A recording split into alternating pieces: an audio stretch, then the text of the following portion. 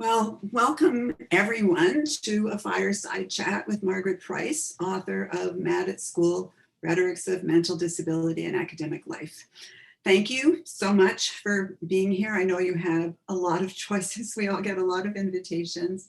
I feel like the airline that used to say, we know you have a lot of choices. Thank you for flying with us. But that's when there were airline choices and also when there was flying. But here we are. By fireside, I mean your computer, but by chat, I do mean conversation. I'm Judy Segal. I'm a professor in the Department of English Language and Literatures at the University of British Columbia and a faculty member of UBC Science and Technology Studies graduate program. I'm also a member of the two research clusters that have brought Margaret Price here today. I want to begin by acknowledging that Vancouver, British Columbia, where we're gathered here virtually, is on the unceded homelands of the Coast Salish peoples, including the territories of the Musqueam, Squamish, Stolo, and Tsleil-Waututh First Nations. The Point Grey campus of the University of British Columbia is situated on the traditional, ancestral, and unceded territory of the Musqueam people. We're grateful to be here. And we acknowledge that our guests are joining us from many other Indigenous territories. So today is jointly sponsored by UBC's Public Humanities Hub and UBC's Women's Health Research Cluster. The Public Humanities Hub, among its other activities, supports its own research clusters, and the cluster that organized this event is the Reasonable Trust Cluster. And I'm going to say something very briefly about each of those entities. The Women's Health Research Cluster is a network of over 250 multidisciplinary health researchers and community members across the world promoting research on women's health and working toward health equity across sexes and genders. The Public Humanities Hub supports collaborative humanities research that is both public-facing and for the public good. The full name of the Reasonable Trust Cluster is Reasonable Trust, Fostering Humanities Methods in Public Engagement with Science and Technology. It was born out of the interests of the science and technology. I got a message and I was so scared that it was going to say your connection is weak, but it doesn't. Okay, it was born out of the interests of the Science and Technology Studies graduate program. So the activities of the Reasonable Trust Cluster have been at two sites of interest, data science and mental health. We've had 3 data science events this term. Today is our first event in mental health. So there are lots of ways of thinking about reasonable trust and mental health. As Margaret herself has written, quote, mainstream psychiatry places ever-increasing emphasis on a biological and positivist definition of mental illness, all the while claiming to remain theory neutral, end quote. So of course, psychiatry never was, and it can't be theory neutral. So there are reasons to distrust psychiatry reasonably as a science, but that's not what we're going to be talking about today. The more I've considered Margaret's work, the more I've come to think not only about trust in science, but also about trust in institutions that seem, even to themselves, to operate on scientific principles. Universities are among them, as if, in fact, education itself were a science. So decisions are made about student admissions, student success, academic hiring, promotion, tenure, with assumptions of objectivity and markers of excellence, but in fact with particular local values and virtues in mind. And that's what we'll be exploring today. Before I introduce Margaret, I need to thank a few people and say something about how the next hour and a half is going to go. So bear with me for just a little while longer. Thanks to the Women's Health Research Cluster, the principal investigator, Dr. Lisa Galea, and to Catherine Moore, the network manager for the cluster, who has put up with me graciously as we organize this event together, and who is here now taking care of many things behind the scenes. Thanks to the Public Humanities Hub, to Dr. Mary Chapman, Director and Visionary, and to Heather Tam, Mary's brilliant and kind Senior Program Assistant. Thanks to the Reasonable Trust Research Cluster, especially Drs. Alan Richardson and Allison Wiley, who have been my co-investigators and co-conspirators and co-imaginers for a long time. This is how things are going to go for the rest of our time together. After Margaret and I have fireside chatted, we'll have about a half hour for Margaret to answer your questions. Because there are quite a few of us, and because the chat can get very crowded when there are a lot of people and the questions can just kind of get lost, we've asked for you to write questions and direct them. We've turned off the to everyone function, and we ask you to direct your questions to the hosts. And I'll be able to go through the questions and send them to Margaret, and we really, really hope that that's all going to work. You can post your questions anytime. I'm going to stop screen sharing. Just want to say that I was so excited when Margaret agreed to do this conversation with me today. I followed her work for many years. I've used it in my teaching, and I've used it in the teaching of me, because Margaret is unfailingly insightful and engaging and, well, right. Usually she's right. And she's the very model of a scholar activist. I'm unmuting because I don't want you to miss that. Okay. She's the very model of a scholar activist, and for that reason, a role model too. Margaret has a PhD in rhetoric and composition from the University of Massachusetts. She has an MFA in fiction writing from the University of Michigan. She's currently associate professor in the Department of English at The Ohio State University and the director of the Disabilities Studies program there. Mad at School, which is the monograph that launches our discussion today, won an outstanding book award from the Conference on College Composition and Communication. And Margaret's other writing appears in, just to name a few other venues, Hypatia, Inside Higher Education, Profession, and Disabilities Studies Quarterly. Margaret's recently been working on survey and interview study of disabled faculty and the politics of disclosure in higher education. In connection with that study, she's writing a book titled Crip Space Time. It's under contract with Duke University Press. And in 2017, Margaret was inducted into the Susan M. Daniels Disability Mentoring Hall of Fame. So I'll ask Margaret to just say a few words and then let the conversation begin. Thank you. This is Margaret speaking now. Thank you so much, Judy. I'm one of the little Zoom squares here in our Zoom together, or if you've pinned me, I might be in a bigger Zoom square. I'm a white genderqueer femme. I'm sitting at home in my home office. I have gray hair, I'm wearing a black shirt. There's a white bookshelf behind me and also a red amaryllis, which I'm incredibly proud of. Everyone, please feel free to admire the amaryllis that I just mentioned.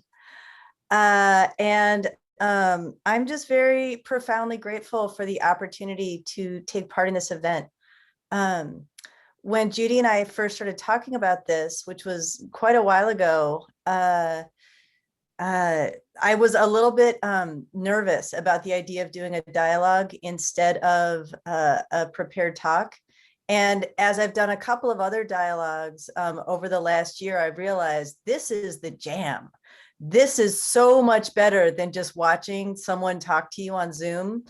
I am a digital media scholar, so we can talk later about why prepared talks are maybe not so fun on Zoom, but dialogues are more fun. Anyway, they seem to work better to me, so I'm just very excited for today.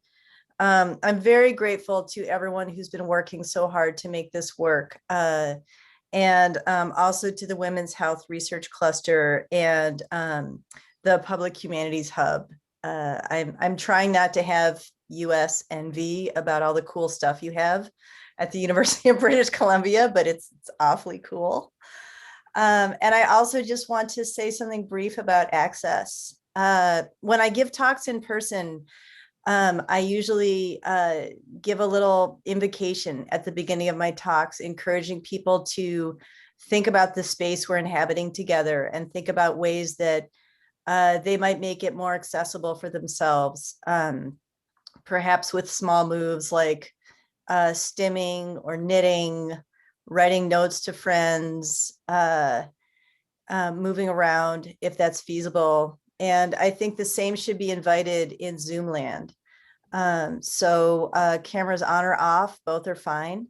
If you need to go out and come in, move around, access this talk by perhaps lying on the floor, stand up, interact with one of the charming other creatures in your immediate vicinity. These are all things that I hope people feel invited to do. I'll also introduce, I just did a really quick check for dirty laundry behind me. I'll introduce the two dogs that are with me today. There's a very small brown Chihuahua in a large bed, and there's a large black Labrador mix in a tiny blue bed. They are actually in each other's beds right now, which is their thing lately. I'm going to make an access request of my co-hosts, which is, did I forget anything before we should get launched? I don't think so. All right, then I think we're good. I think I'm just going to go right at you with my first question. Are you ready? Segal's going to go right at me. I don't know what to do. Okay, so conversation. It may be a little like an interview. I don't know how this is going to go. I haven't done one of these before. Maybe it'll be like a date. Maybe it'll be like a date. Okay. My first question. So you've written a lot about post-secondary academic life and what you've called mental disability. And you say that mental disability shouldn't, quote, be considered the affliction of an aberrant few, but a regular feature of our contemporary culture. So the first thing I want to ask you is about your choice of mental disability as a term, like not mental illness, not mental disorder. You use mental disability through the book.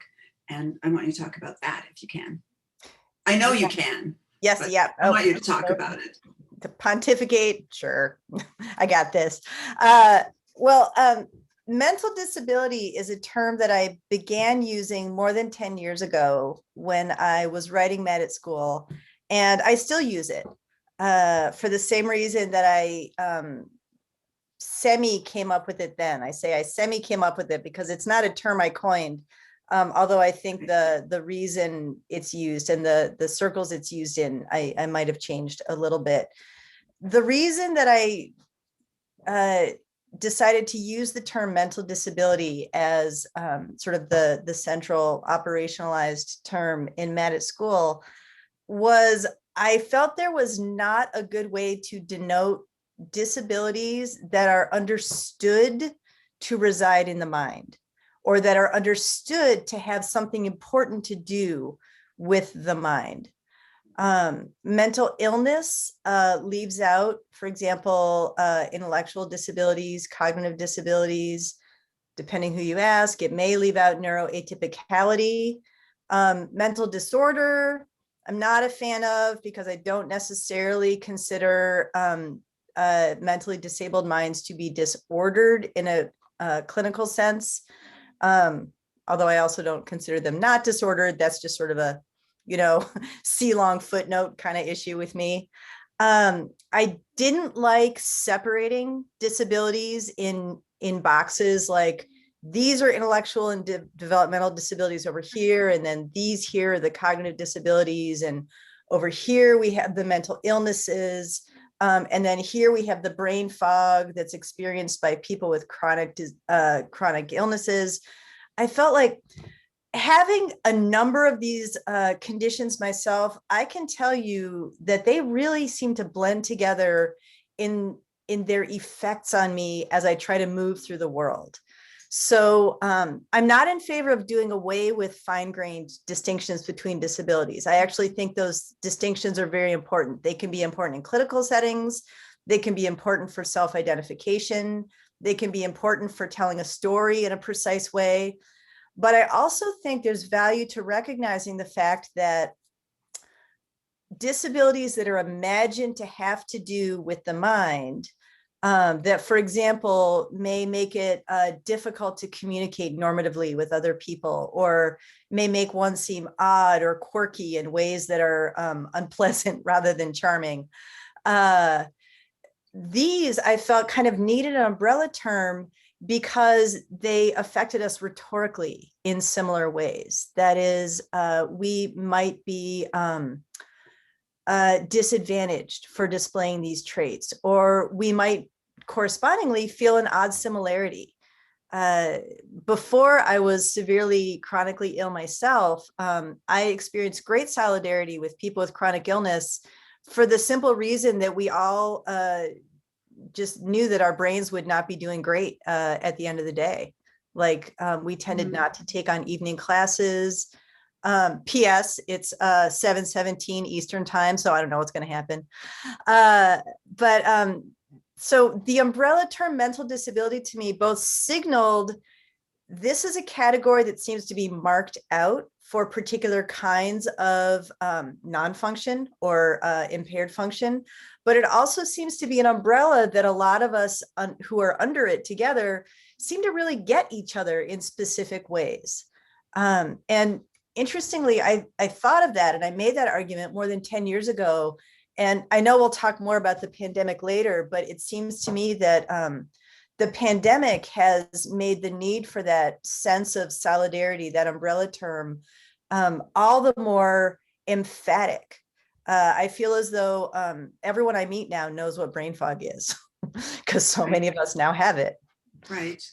Okay. I'm just gonna jump ahead to another question. Yes. Pertaining to what you said. So in that school, you talk about assumptions about life in the academy and the way these assumptions fail to take into account diverse faculty and students and the whole range of disabilities and conditions that you just mentioned.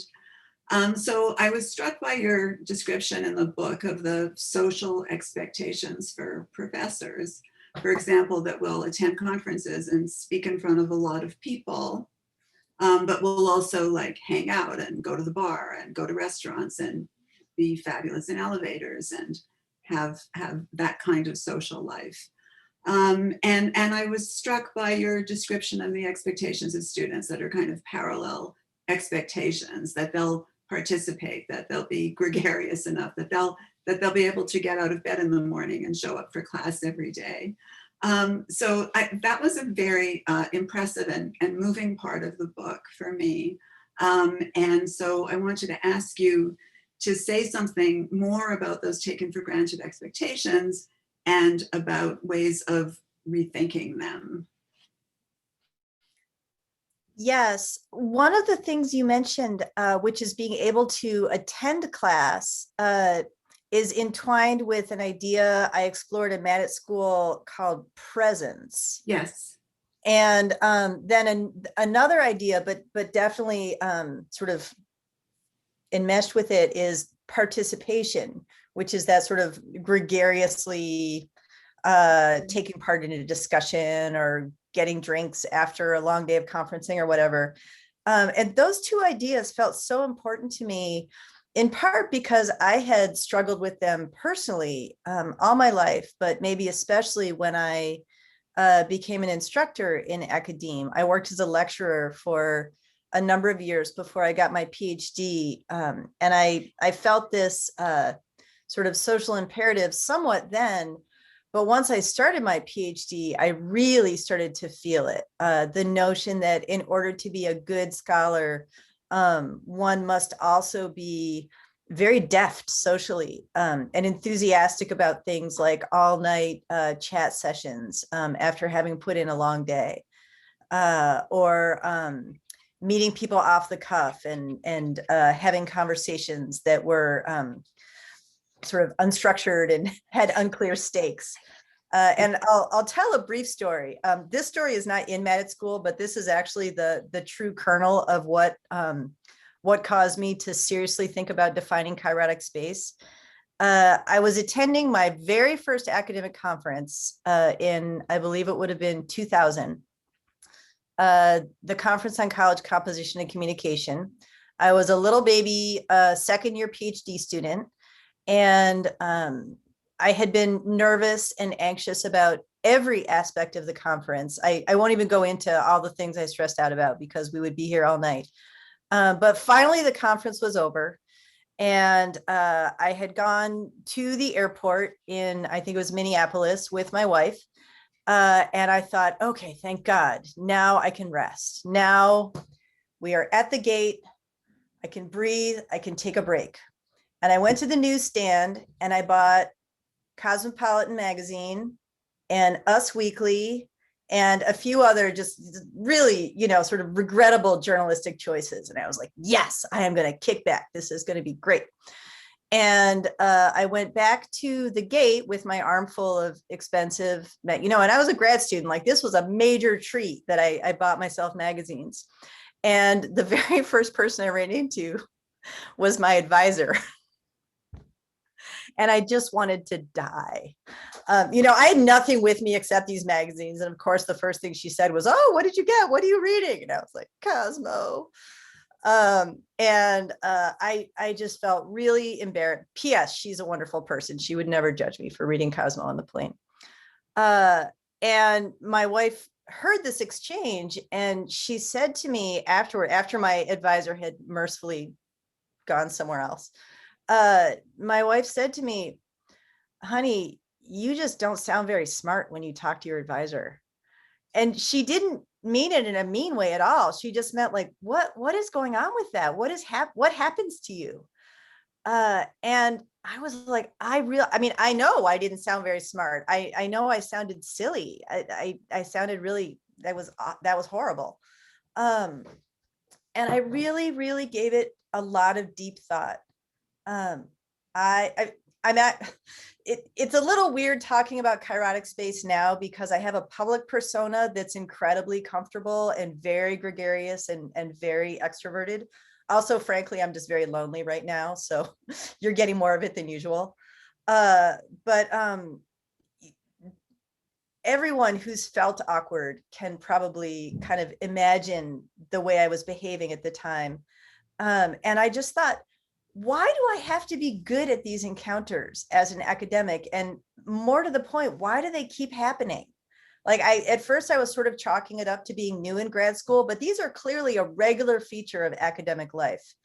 And so I did really give some serious thought to these social occasions, like the wine and cheese part after the symposium, or the so-called informal chat minutes before a seminar begins.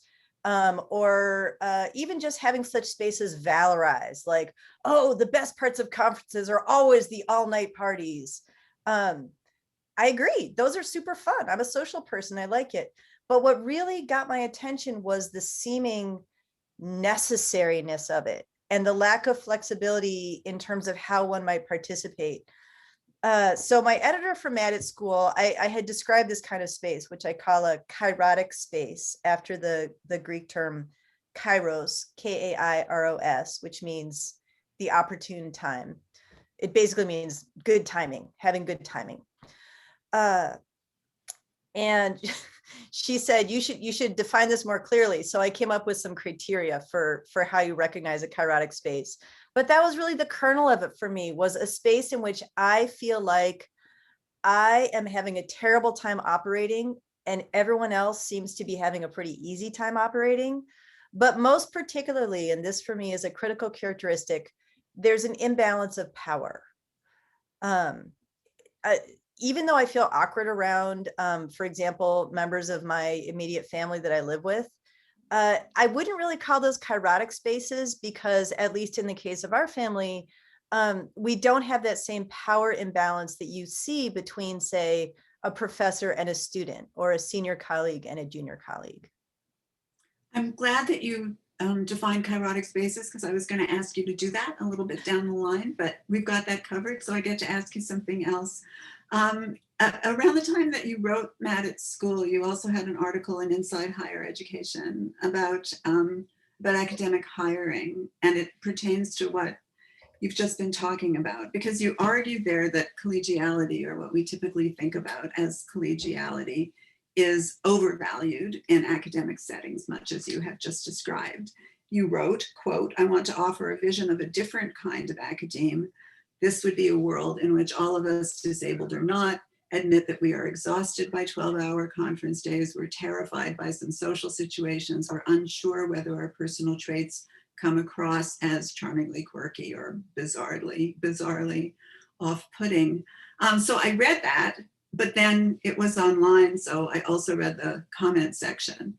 And the comment section was almost entirely positive, you know, and people found what you said inspiring, and it was all easy to identify with and made total sense.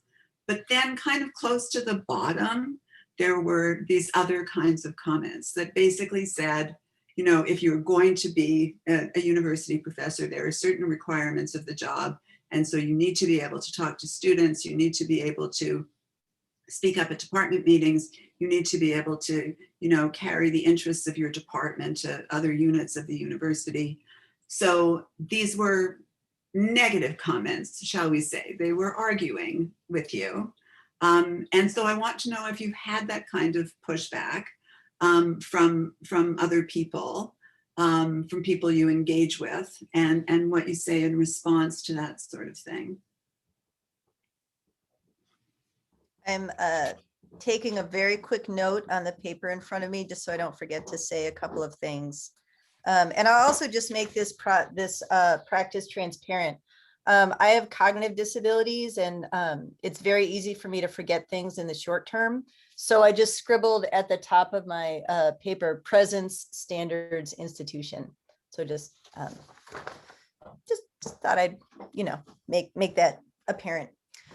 So the interesting thing about that Inside Higher Education article is all those negative comments were the ones that actually came in first. Oh.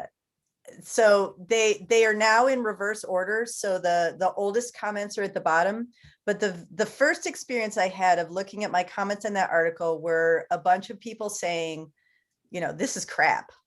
And in some cases, I think people were in good faith saying, well, are you sure you want to just throw all the collegiality babies out with all the bathwater? Like, should we just be, you know, sort of rude and brusque to each other, or never speak, or like what's your, you know, I think there were some good faith queries there, which are what I'm interested in responding to. But there were also some that were really quite mean. One that I think I will never forget is one person, I had suggested that at job interviews, perhaps interviewers could wear name tags. One of the things that I always find cognitively very hard to deal with is learning people's names and then using them in quick succession, especially when there's a group, especially when I'm under pressure. So it just frees up some extra space for me. I'm just gesturing relentlessly to my head. Like, it's all about the brain today, folks. I'm not, call me Descartes. Anyway, so I had suggested people should wear name tags. And one of the comments said, name tags? Are you serious? And it was sort of at that level of just kind of lack of interest in engaging the ideas I was sharing, which I had thought were very mild and low key, like, hey, wear a name tag, give a newbie a break. So I actually emailed some of my friends in a panic and said, would you write some nice comments, please? Because this is looking terrible. So some of the nice comments in the middle are from personal friends of mine, such as Amy Vidali, who were like, this actually seems to hold water. And then I think the rest of the comments take a more natural course. So yeah, I'm not particularly interested in engaging conversations about whether an academic should be kind of a super person who can work 12-hour days and remain charming and never make a mistake in the classroom or never forget something in a way that is embarrassing or costly to them. And honestly, at this point, just about 10 years after the publication of Mad at School and that article, I think that it's become very, very common for people to say, I am limited. I can do what I do. I don't think the discourse around how much work we are supposed to be doing has shifted much, but the discourse actually at least has shifted in the direction of, boy, is this hard. So maybe we've gotten somewhere. The thing is, I am really interested in engaging challenging questions, and there are some on that article that I don't have very good answers for. For example, one of the things that's being that is asked in that stream of comments, and that I am asked often, is, are you suggesting that people should just never show up if they don't feel like it, or people should be accommodated in any way they want in any context? Is that feasible? Is it something we want to ask of each other? Is there not something to be said for a certain like push or nudge to do something that is out of one's wheelhouse?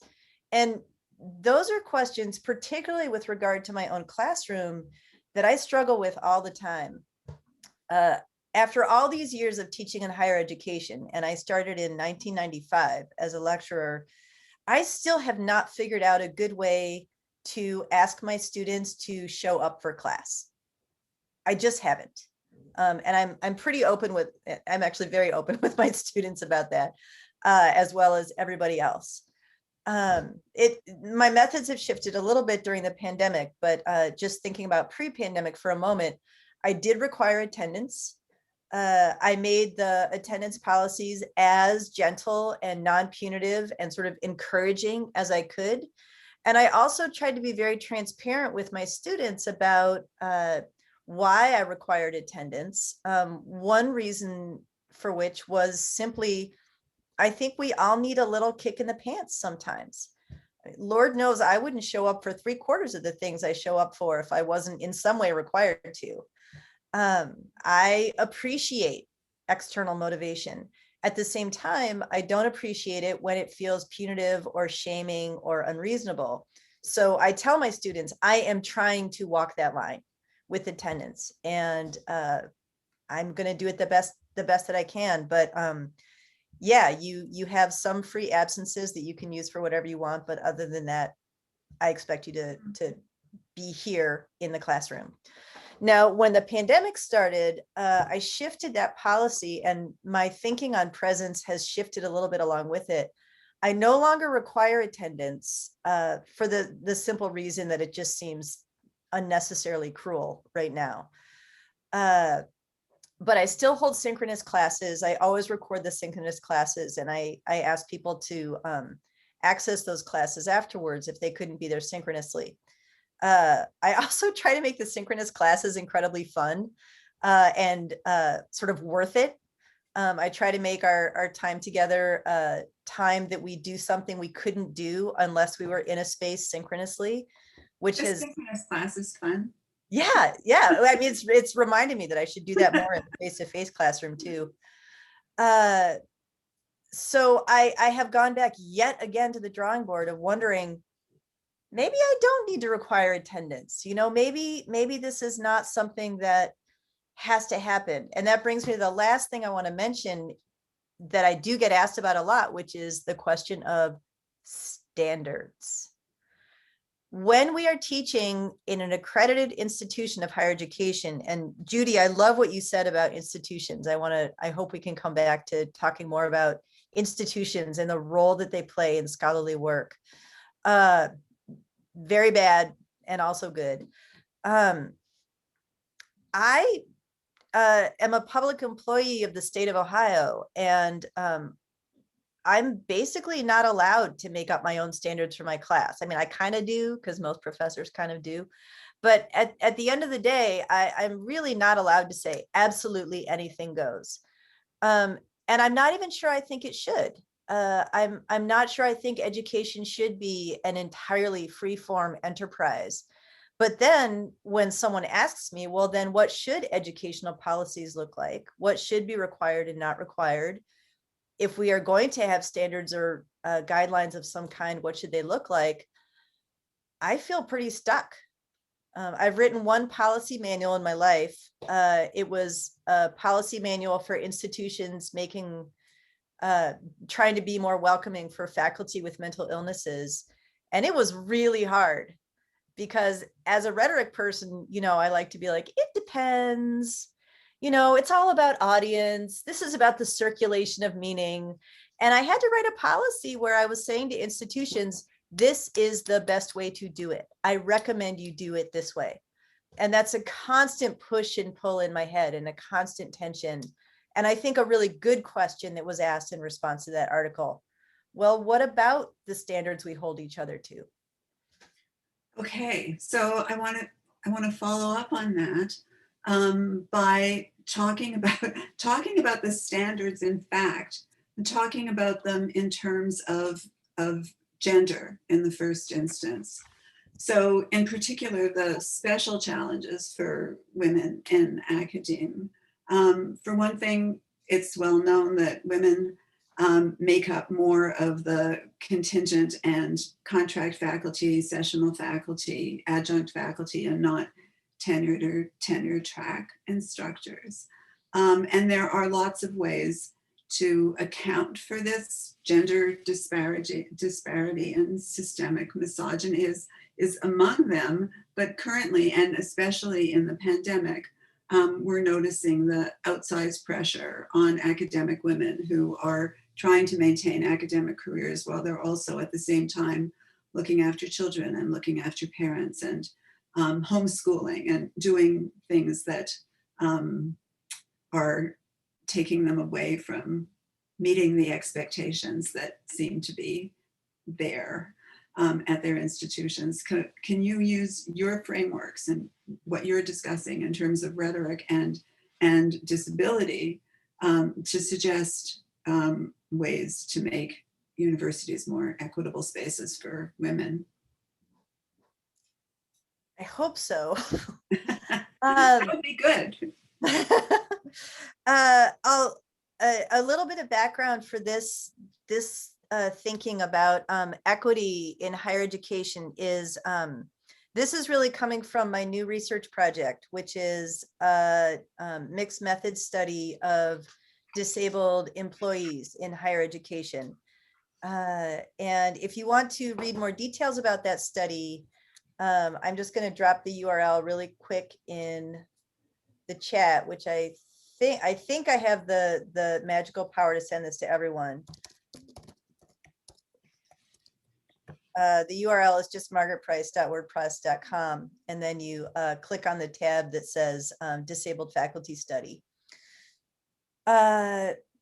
So I embarked on this study for a few reasons. A couple of them were very, very practical, almost strategic reasons about wanting to improve working conditions for disabled faculty. But another reason was a kind of philosophical one, which was universities are by and large filled with people who are interested in being inclusive and equitable. I mean, there's the occasional like really bad egg, but generally an institution of higher education is not a place where you meet a whole bunch of people who are interested in fighting against equity. Like if they were interested in doing that, they would go to places where they got paid more. So I just became very curious how we could be in these institutions of thousands and thousands of people, all of whom had good intentions. And I use that phrase with care, good intentions. I can say more about that later if people want. All of whom want to support initiatives in equity and justice. And yet it is something that institutions of higher education do so badly. We do it so badly.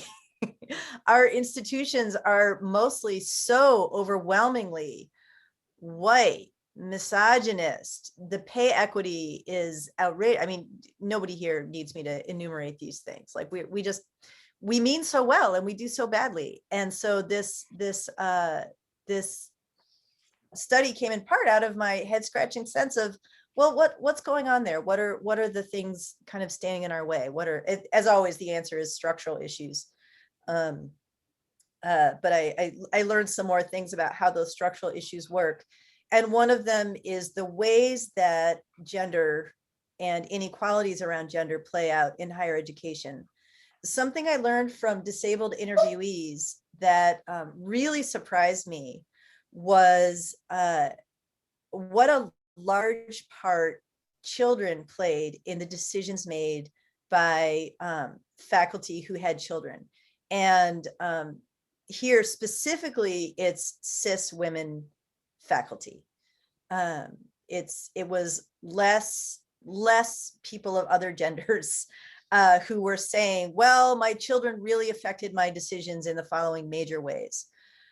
So one example that stuck with me, a person I interviewed very early in the interview study, really stuck in my mind because it was so striking to me.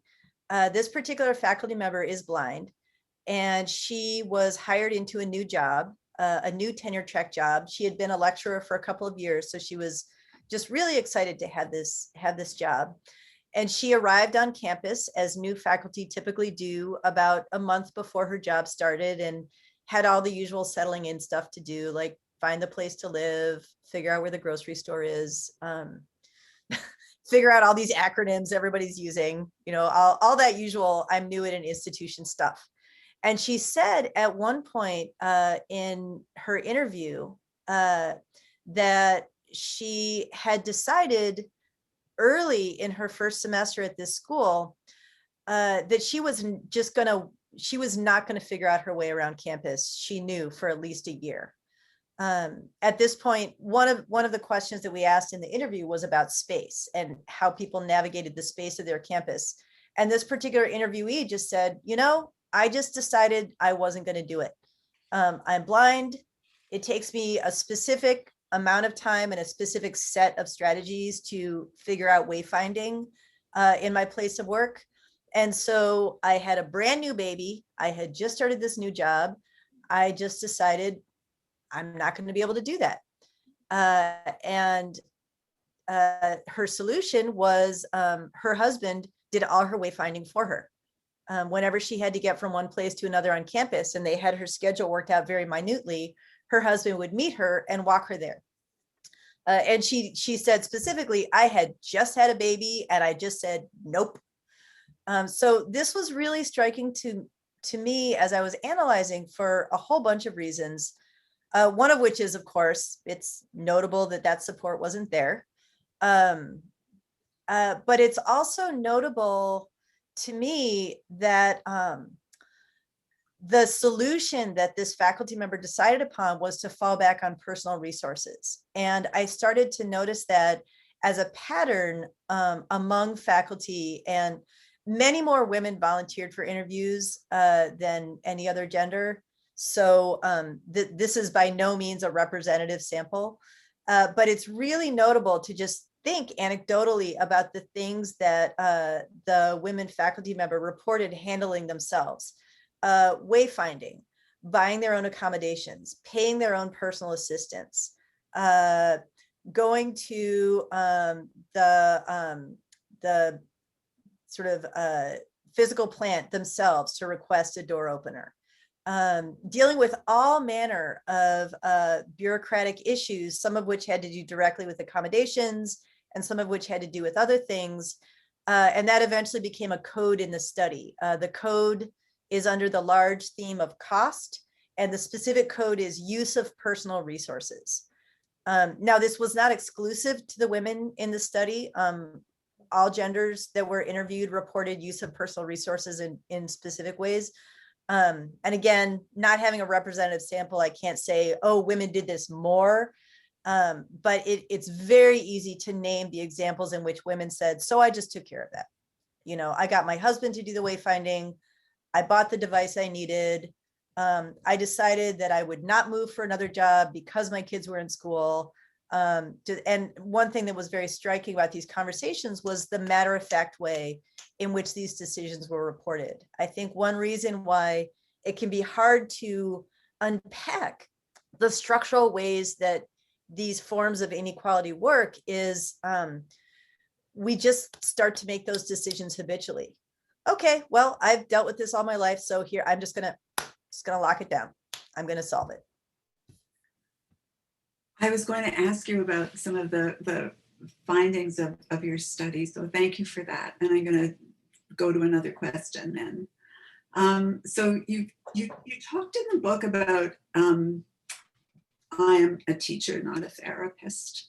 And I put that in quotation marks as a move that instructors sometimes make when faced with challenges that they believe they're not qualified to handle, basically challenges that involve the mental health of their students, perhaps. So instructors will advise these students to seek counseling, or sometimes even walk them over to a counselor's office if those resources are available. But in the way you write about it in the book, it seems like maybe you think that I am not a therapist is a bit of a dodge, unless I'm rereading that, misreading that. So in a case where, say, a student has submitted a piece of writing that's worrisome in some way, what do you think is the best course of action? And when you and I talked about this briefly, you mentioned various duty to report laws that are in place in some jurisdictions.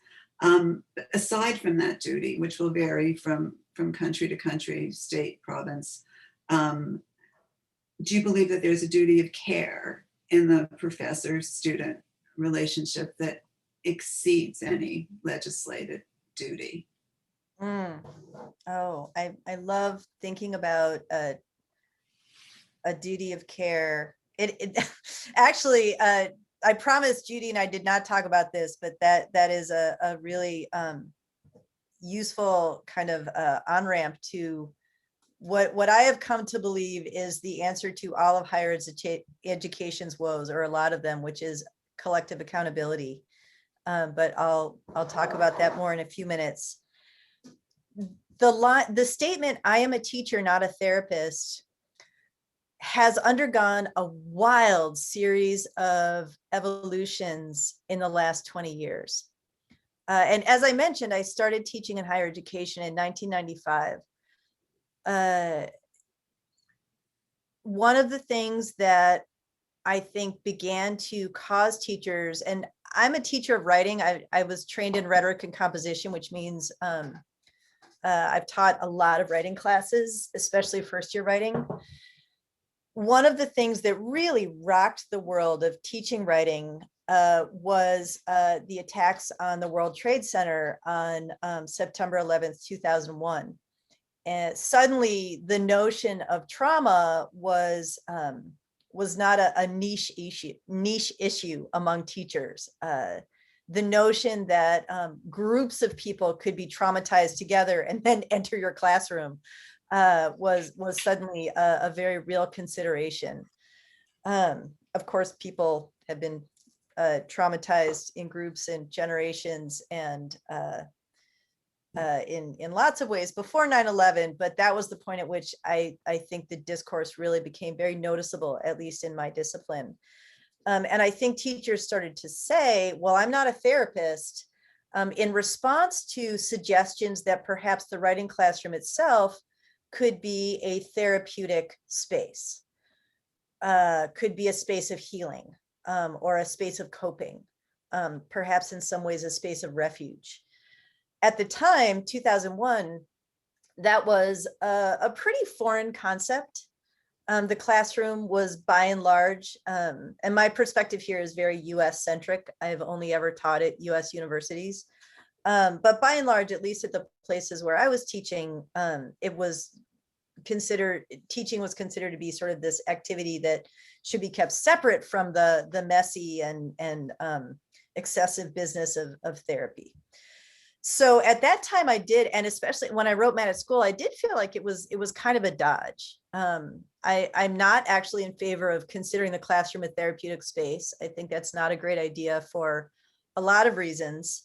But I also was really noting how energetic people seemed about maintaining that boundary. Teaching over here, therapy over there. And I thought that's an interesting way of marking mental disability as being in some way beyond the pale, or something that doesn't really belong in academia. And particularly at the time, there were lots of legislative moves to get mental illness out of university spaces, for example, by suspending or expelling students with very little discussion. And there were also actual proposals on the books at some schools to preemptively not admit students who had mental health histories, which in some US states are very easy to find, because some US states have what's called open records. So it's not that somebody can go read your whole medical chart, but if you have something in your high school record, for example, about a mental health issue, that's absolutely readable by college admissions committees. So I was very concerned about that, not a therapist, a teacher, divide for these reasons. I thought this really looks like part of the machinery of segregation. However, now it's 2020, one.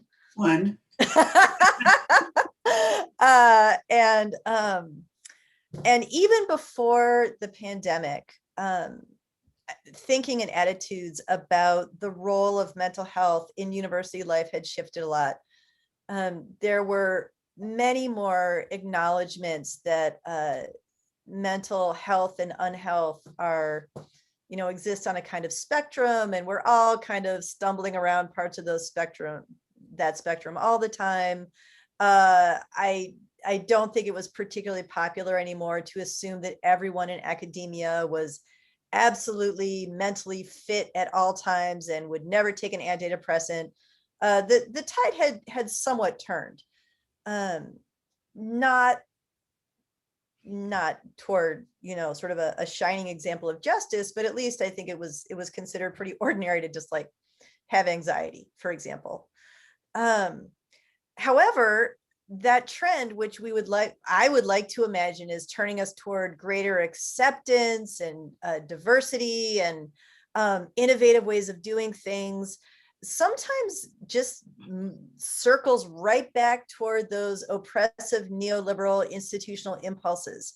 So we're not doing this in person, so I can't ask people to like raise their hands or shout out an affirmation, but I would like people to consider whether they have recently heard the phrase culture of care.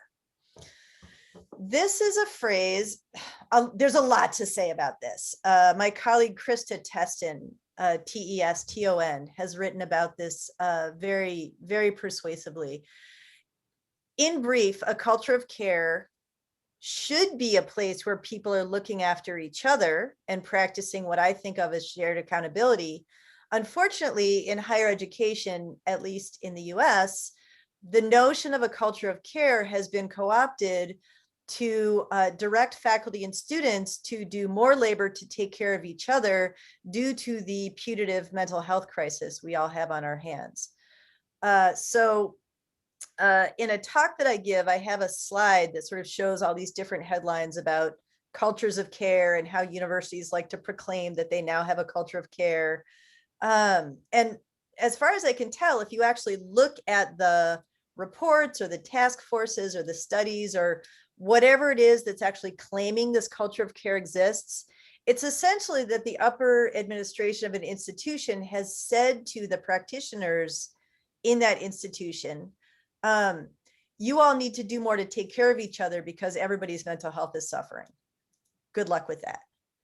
So I'm very skeptical of the way that arc has gone. And, so I still have big feelings about the teacher therapist, the rhetorical relationship between the concepts of teacher and therapist. But I don't think I don't think the conversation is necessarily going in a liberatory direction. Okay. While you were talking and you were hitting on so many things, I was trying to figure out what would be the last question I would ask you before we turn the... I warned you, I'm so long-winded. I get excited. As long-winded as you want it to be, if you recall. So, okay, so I'm going to ask you this a rather long-winded question, and it will be Right. my last question. So just about what you were saying about what universities say and what universities actually do. In one of your recent articles, you ask us to rethink the very idea of inclusion, which you say entails exclusion as a starting place, which of course it does.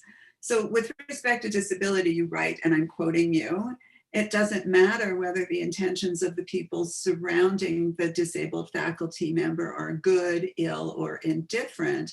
The disabled faculty member must perform the labor of vulnerability regardless." So the majority faculty doing the welcoming or the including are not inhabiting the same space that's inhabited by those they're attempting to welcome. So I'd like you, as we close this part of our event off, to say more about that, and particularly about the labor of vulnerability and what you mean by that. The one thing I mean by that is the amount of work it takes to be different in higher education. So for example, if one comes into a university, like let's say my university, Ohio State, and needs to arrange accommodations, the very first move they have to make is to tell someone. The apparatus of accommodation does not work without an initial announcement by the person who is identified as disabled. Now, the interesting thing to me about this apparatus, and this is really what the whole book Crip Space Time is about, is like, what does that apparatus look like? Like, let's really see it working and notice not just how we wish it worked, but how it actually unfolds in space-time. One thing that's interesting about that required initial announcement is that it's often not clear who you're supposed to make that announcement to.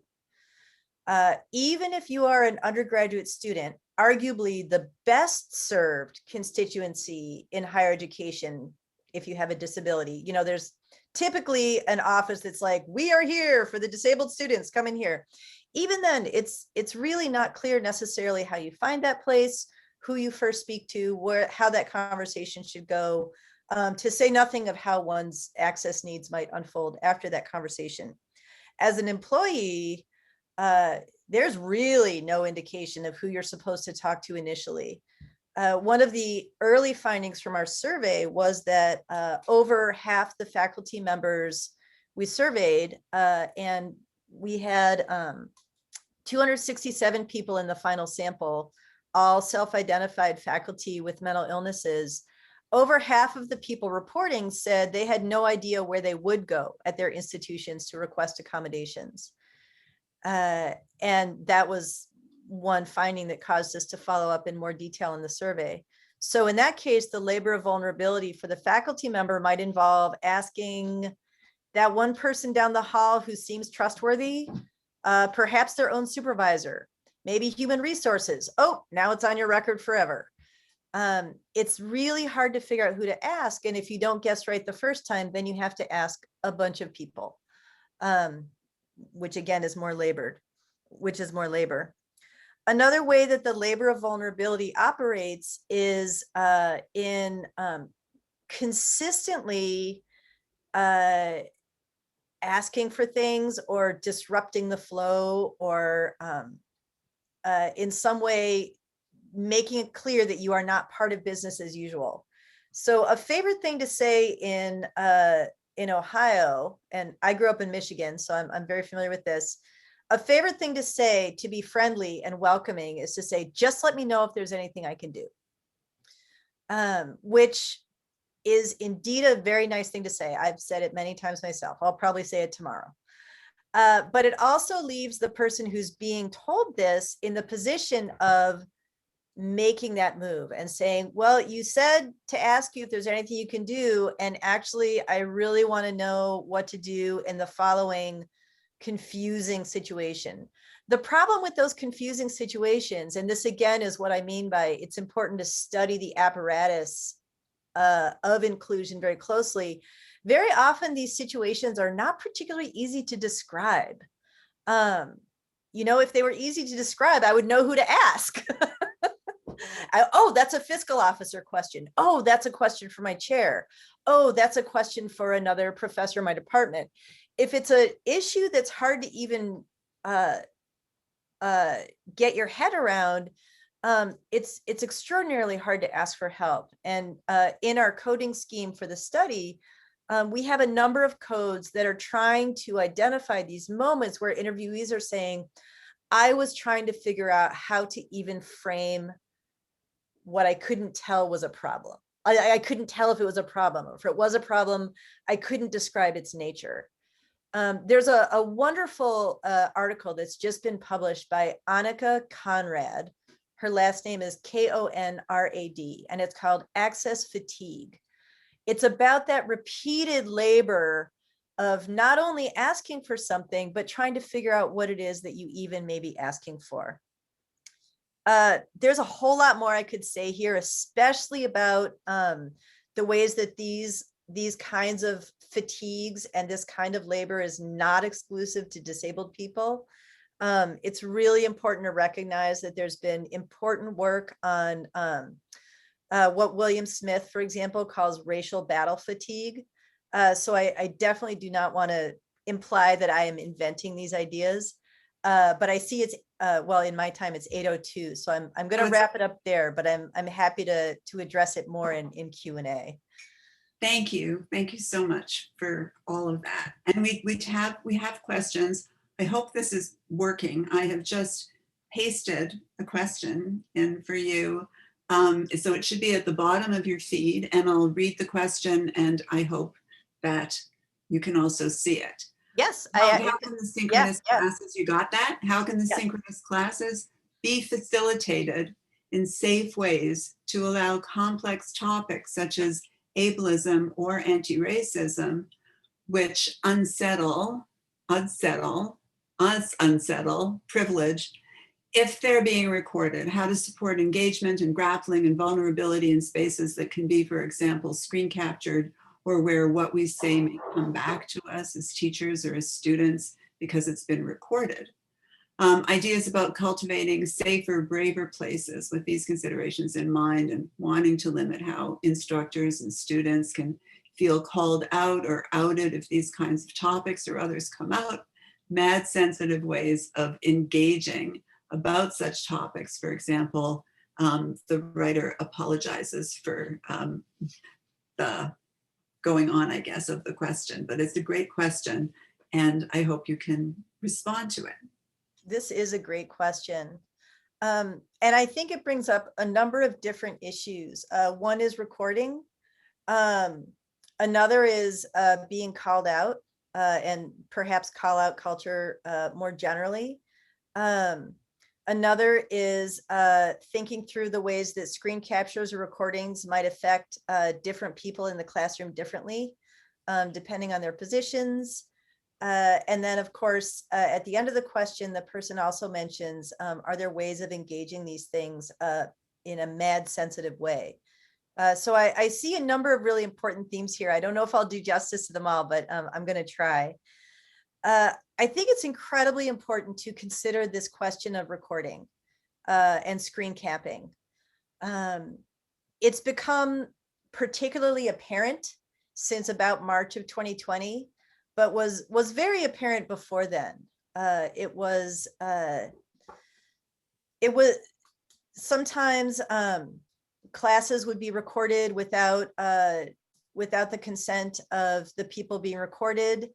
And a very common argument in disability accommodation land was a student would record class as an access measure, and the teacher would try to forbid it. Or a student would want to record class as an access measure, and other students would say, I'm not comfortable with that. How can we figure out a better way of doing this? And there's just not a good system in most institutions I know of to sort of navigate those questions. In part because it's imagined that the topic of access will be this sort of dyadic conversation between the teacher and the disabled student only. One thing I will say about recording synchronous classes in my own classroom is it's incredibly crucial for me to be very transparent about what recording actually means. Recording as a term actually can be operationalized a number of different ways. And it can mean you're being recorded forever. It can mean you're being recorded without your knowledge. It can mean your face or the place you're sitting is being recorded. It can mean your voice or your words are being recorded. These are all possibilities for what we might think of when we say a class is being recorded. The classes that I record for my students, I place on our course management system. I use Ohio State's course management system in part because I don't want all our stuff going on third-party apps. I don't think that's particularly fair to students. I'm not skilled enough to judge which ones are secure and which ones are not. So I make a number of commitments about classroom recordings, one of which is they live in our class's course management system only, and they are taken down after the class is ended. However, of course, that doesn't mean they disappear. Any class, whether online or in person or hybrid, can be recorded on any number of devices at any time, can continue to live on in these different ways. And again, that could be for access reasons. It could be for reasons of accountability. It could be for reasons of trying to attack or disadvantage another person. I don't think that recording Zoom classrooms makes this a new issue. I think it makes us newly aware of it. And I also think that perhaps, especially in the past year, we've become extremely attuned to the vulnerabilities of being so apparent to one another. I'm not sure what it was about face-to-face interaction that made us feel as though we were less apparent. And I'm saying we here in kind of a grand, vague way. I certainly felt grossly apparent in face-to-face culture. That's why I invented Kairotic Space. But I think particularly people who are not used to being held accountable, such as tenured professors, are really getting upset about the idea of being so much more easily recordable now, or more easily called out now. I also will say, as a kind of side note, I'm not wild about the terms either calling out or calling in.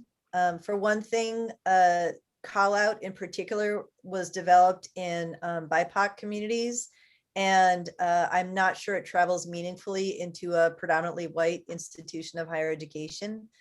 I think it can. I would just want to see that done thoughtfully. And I especially don't appreciate terms like cancel culture, which imply that suddenly people who used to be disempowered are canceling people in more dominant groups left and right willy-nilly. This reminds me of the imagining that tons of people are faking disability, or tons of people are drawing welfare illegally.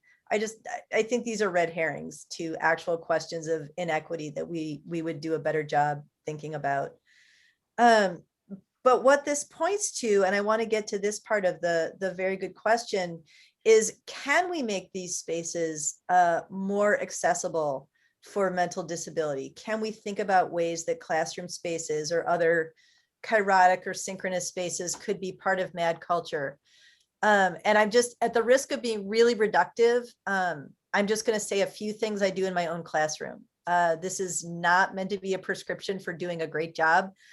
This is just some practices that I've come to adopt. Part of my recording policy is telling my students that they can always have their cameras off and their microphones off, no questions asked, anytime. I don't comment on it. I don't take it personally. If I do take it personally, that's between me and my friends and my therapist. That's not my students' problem. And if someone would prefer to or needs to participate entirely via chat, that's great. I appreciate what they have to share. I also try to make that practice of cameras going on and off and things appearing in the chat or not appearing in the chat, something that we work with together to access as a community.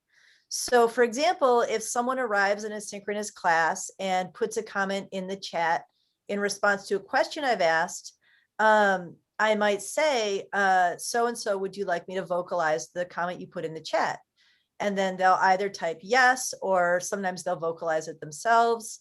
Sometimes when I'm having a cognitively not very able day, I will ask other people to help me vocalize things. But my point here with the class, and I'm very open with my students about this, is we are trying to share ways of communicating together. It's not that somebody's in terrible shape and that's why they have to be in the chat. They just felt like doing it that day, and other people will vocalize what's in the chat. Sometimes someone might vocalize something and I might say, does anyone feel up to summarizing that in the chat? I need to see it. And I do draw on my own needs in specific moments to kind of try to model, we're not losing things and gaining things by operating in different modes. We are translating across differences for each other. Now, I don't mean to imply that I create a utopian classroom space and it works for all my students. I am, as the professor of the class and as a tenured professor, I am not a good person to answer that. I don't know. I don't have magic answers for the various dangers of recording, meeting synchronously, trying to grapple with hard topics in the classroom. But I do try to be really open about my expectation of respect and kindness within the space of a classroom. And I try to be as transparent as I can about the practices that I'm using to foster that, with the understanding, again, that it's really not up to me. Thank you. I have another question. I've just pasted it into the bottom of your chat feed.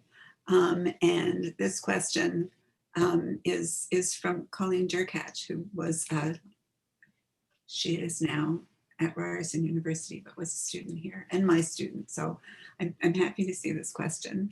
I'm wondering if Margaret might be able to share her thoughts about how the pandemic has been or might be shaping the role of mental health in university life, whether positivity, for example, I've never heard so many conversations about accessibility and flexibility for students, faculty, and staff, and or negatively, for example, working full-time during a pandemic with kids learning at home. Do you think these shifts might be lasting or just fleeting? Could they be ameliorative for accessibility overall? I'm writing a quick note. Sure.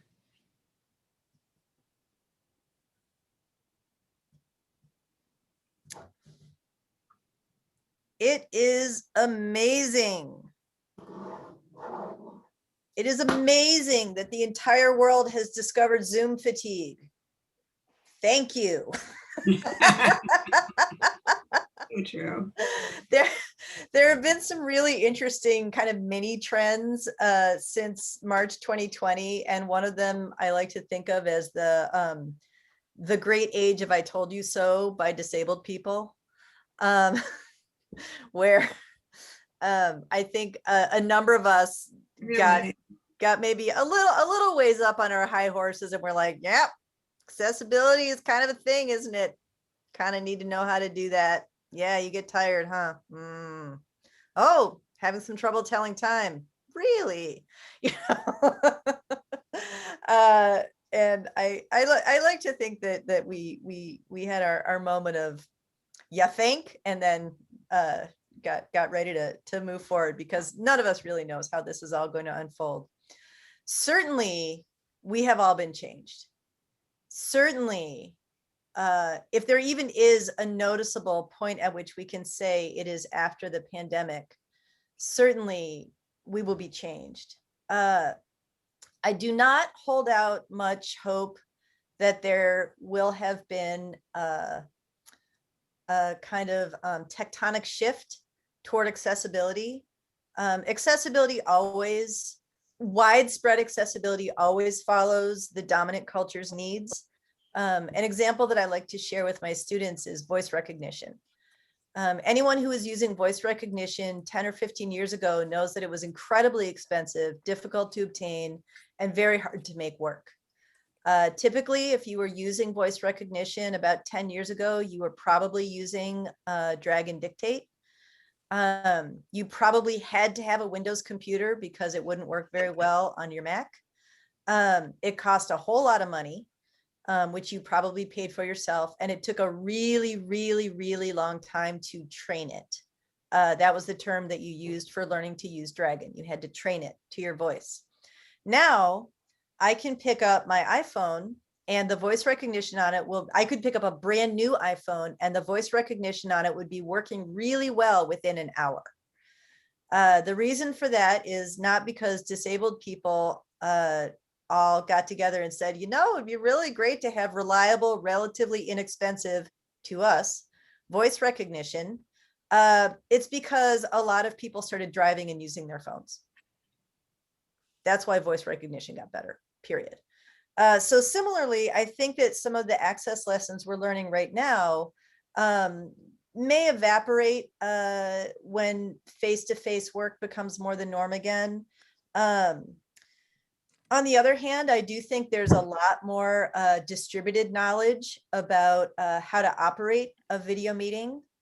Perhaps graduate students will no longer have to beg to have one of their committee members show up by video conference. Maybe that will be assumed to be a good thing, or at least an okay thing.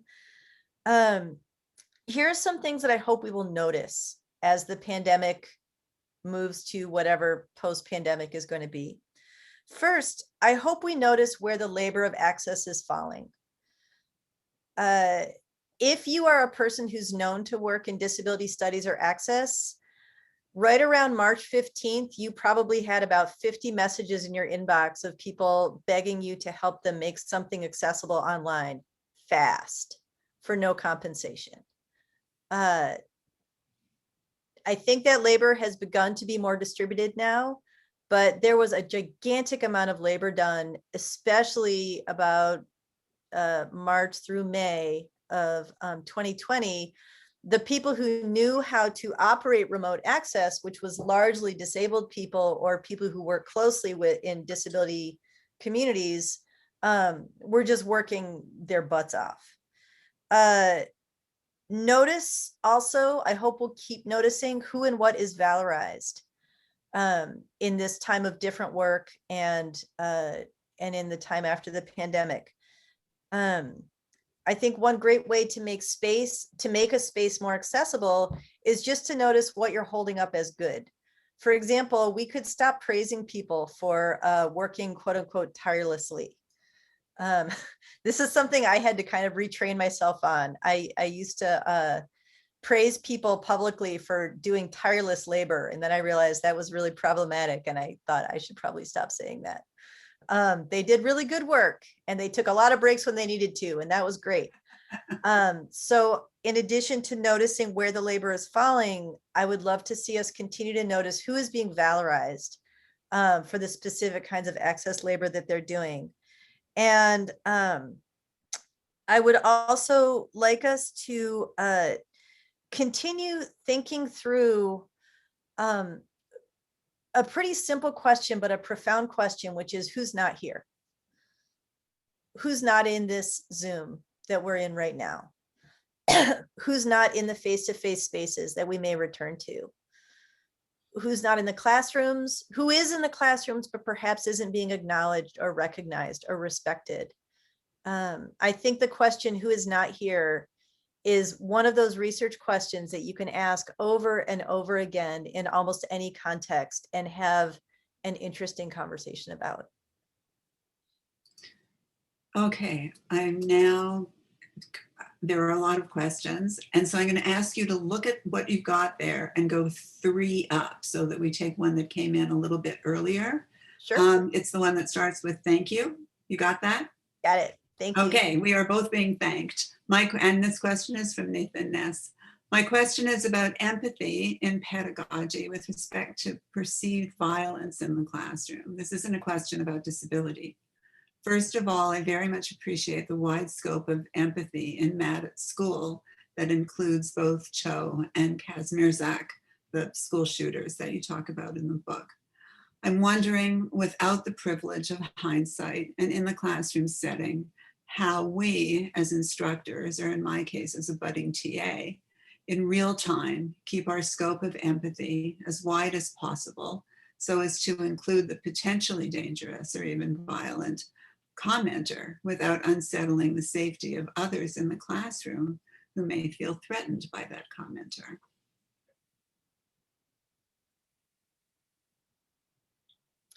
I'm taking this question in, and I think I'm understanding the kernel of it as, how can we keep our scope of empathy as wide as possible so as to include dangerous or violent people, but not unsettle the safety of others in the classroom who feel threatened by that?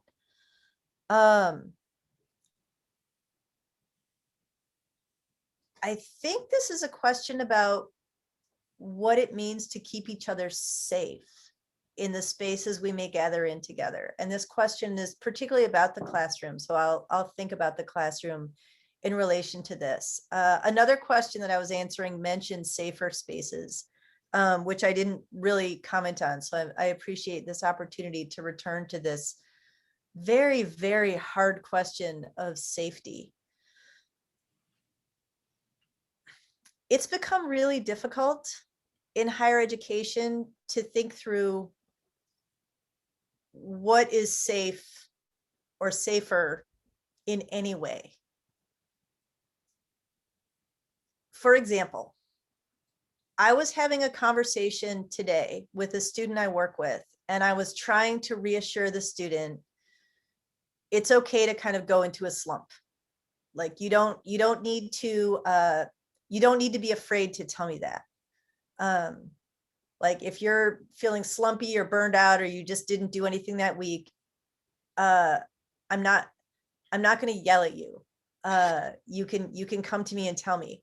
And the whole time I was having this conversation, which PS was taking place by text message, I was thinking, this is so like, how can I possibly, as a tenured professor and a person who has a lot of influence over things that could happen to this student, how can I possibly say to this student, you don't need to be afraid. You don't need to worry about effectively the power I have over you. You don't need to worry about my opinion of you. And I was sort of trying to acknowledge, like, I realize this is easy to say, it's not easy to do. I still want you to know that you're as safe as possible, blah, blah, blah, blah, blah. Now I'm on my 10th screen of this text message. Blah.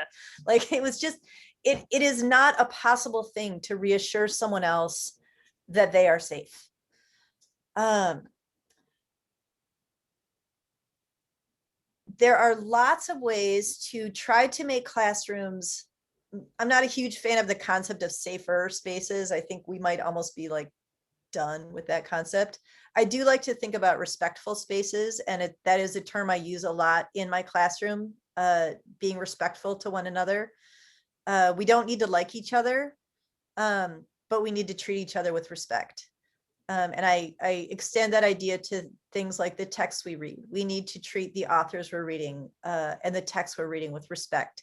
We need to treat ourselves with respect. It's sort of, I jam out a lot on this notion of respect in the classroom and in other gathering spaces, and ways that I think it can be useful, a useful construct as we try to be accountable to each other.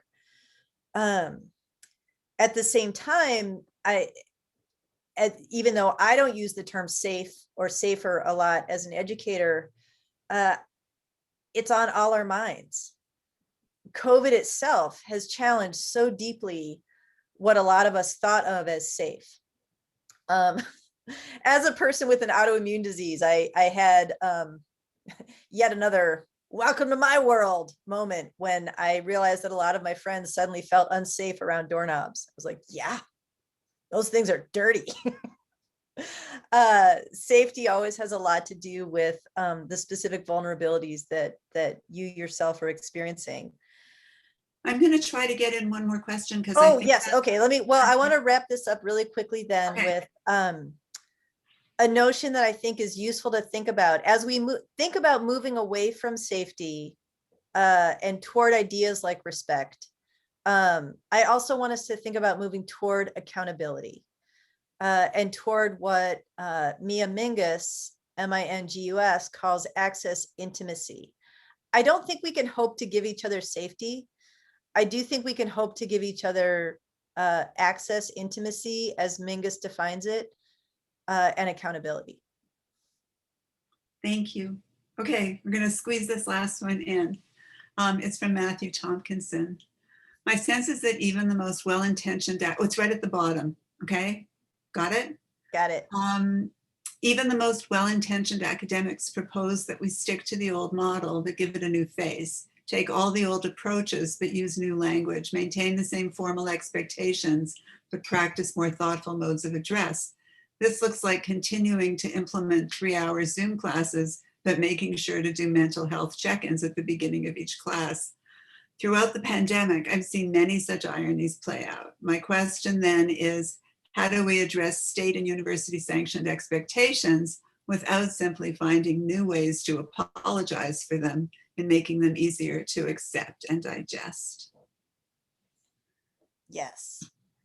I think it is really important to notice the ways that we might be just mental health washing in a already established structure. For example, right, we're going to have a 3-hour Zoom seminar, but first everybody should tell me which of these kittens they are today. That's a reference to a meme with 9 creatures of some kind, and then you say which one you are today. They're inevitably, they all look like they've just been recently through tornadoes. You just check which tornado was the one that affected you today.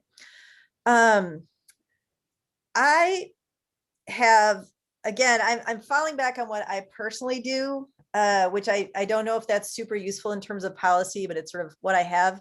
I completely scrapped the idea of sticking to face-to-face timeframes for synchronous classes.